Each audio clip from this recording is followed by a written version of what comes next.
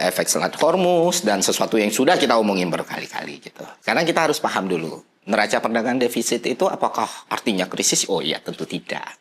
Itu hal yang lumrah terjadi di berbagai negara ya, tergantung kondisi dan situasi. Nah, masalahnya adalah neraca perdagangan defisit kita ini terjadi di situasi yang tidak nyaman, teman-teman. Situasi yang perlu jadi perhatian dan atensi khusus oleh pemerintah kita gitu.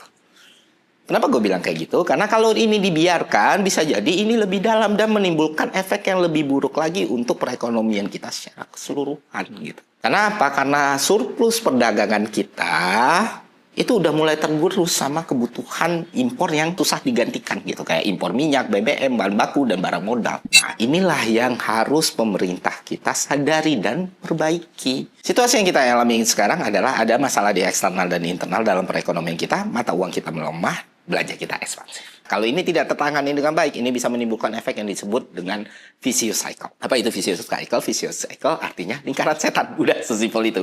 Yang mana kalau ini terjadi, ini akan menekan ekonomi kita lebih berat lagi. Gue jelasin. Jadi defisit dagang itu bikin rupiah kita tertekan. Yang sudah lemah ini makin lemah lagi ya kan. Nah, rupiah melemah itu bikin impor makin mahal. Impor makin mahal bikin defisit makin dalam. Lalu defisit itu balik lagi nekan rupiah.